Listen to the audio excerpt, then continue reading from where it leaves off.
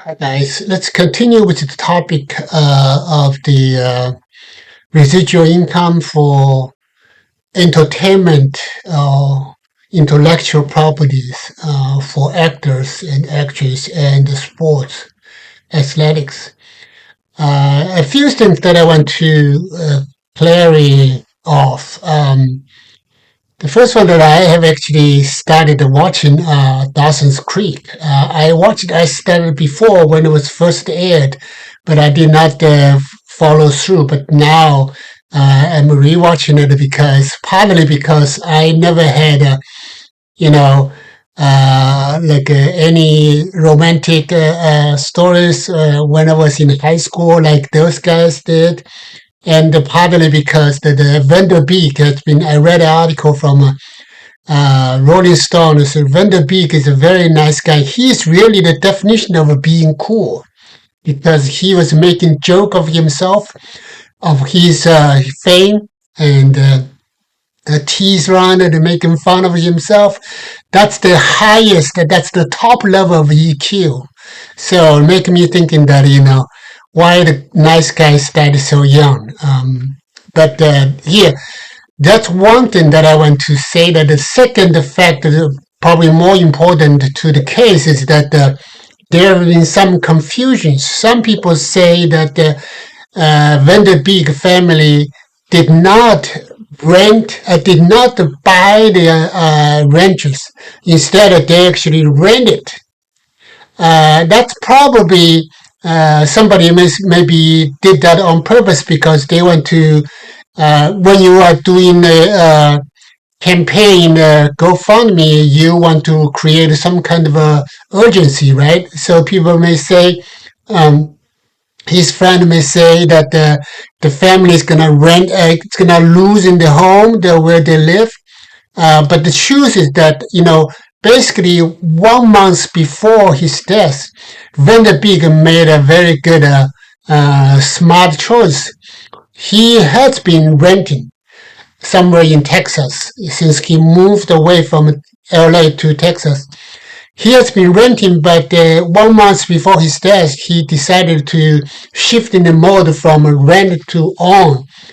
And then with the, help of the friends, they will basically put down the down payment for them. But after his death, the mortgage has to be paid by himself, by the Vanderbeek family, by his wife, and So that's the truth. And then this is it's a pretty big ranch. It's like a 4.7 acres.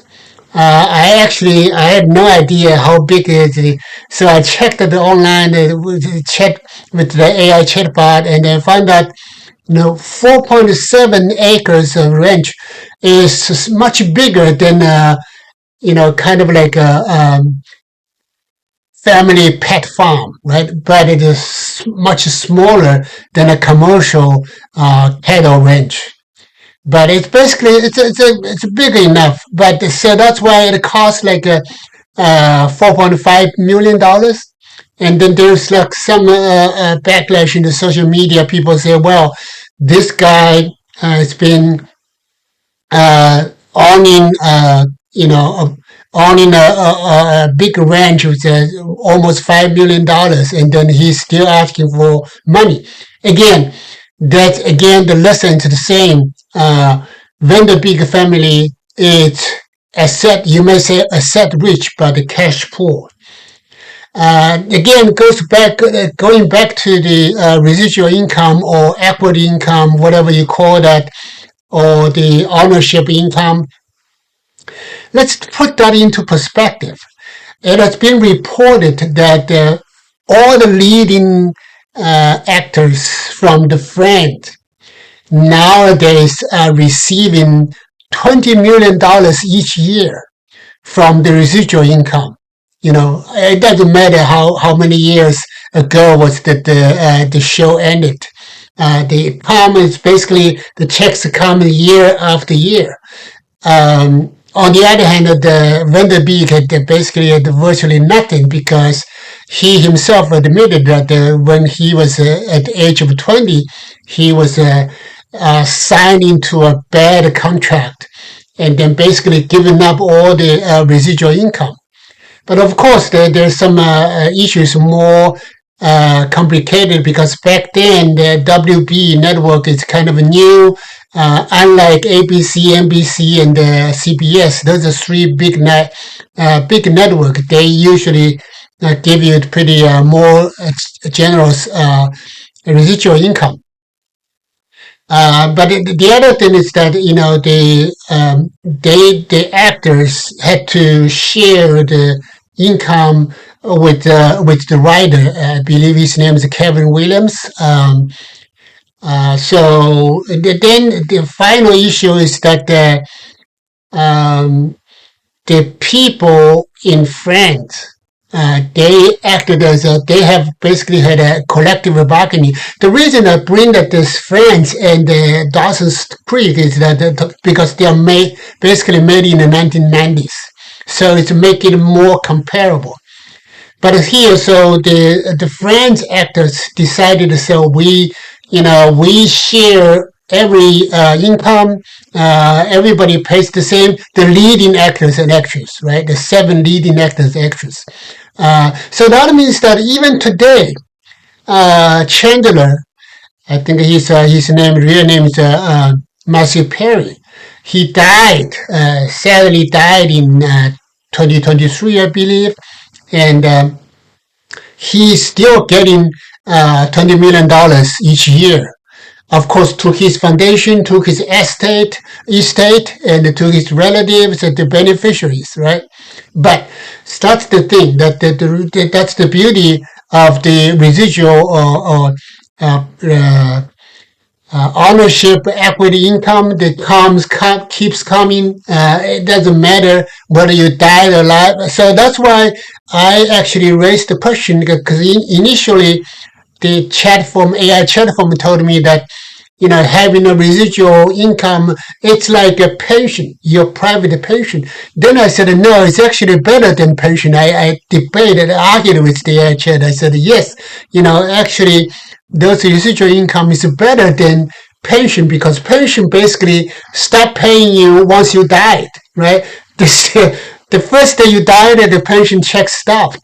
And the pension doesn't do much inflation adjustment, but everything that is true for the residual income for actors and actresses. And finally, the final point I want to make is that, today, virtually everybody it belongs to the SAG, which stands for Screen Actor Guild. And then today, any contract negotiated with the SAG, sanctioned by SAG, almost, everybody's get the residual income. So that's not an issue anymore. But the lesson is still there. If we can have a collective bargaining, like friends, actors, actresses, then it's all the better. But look at that. Look at the Seinfeld. Seinfeld is a different. Seinfeld today, I believe, according to the AI chatbot, he himself is getting $40 million a year from the Seinfeld. Okay, but not the other guys, not the Kramer, not the George, not the Elaine. They're getting much less, right? Because that's a little bit more complicated because Seinfeld himself is the boss of the other actors and actress because he was the executive producer, I believe. So it's like as if like he hired the other guys to the show. But meanwhile, I would argue that even though once the show becomes a huge success, a huge hit, you know, those guys should do a better job to arguing, to debating, to negotiating, to bargain with the studio and with Jerry Seinfeld himself. So that's for better benefit. But now today, like I said, it's not an issue anymore. If you are belong to the SAG, which is a fair game, I believe. But here, I mean, general idea is that if actors and actresses can figure out multi multiple wrong way to do the show, to do the entertainment, and that'll be better. Let me give you two examples. One is Reese Witherspoon. She basically had a very excellent model. She created, of course, we have earlier we had Robert Redford created Sundance, but the other more recent live case is Hello Sunshine. She's basically the business model is that you basically get the copyright of the best sellers and then turn that the best sellers into TVs or dramas or movies, and then so that's kind of thing. So we in the show business we talk about the big network, and also we talk about the indies. Indie means that independent, right? So that's one case. Another example would be Jessica Alba. She was using that leverage her success, initial success, and create some brand for honesty, I believe, and for basically for baby clothes or something like that related. And it is also a big success. And then at latest one, we have Jennifer Garner also launched her brand. So if you could do the multi-channel competition, leveraging your initial success, because in this country people admire success. So if you can launch something, usually it's much easier. You don't need much overcoming much initial hurdle for regular entrepreneurs, because you already household name. Then that's much easier. So that's just the thing that let's stop here.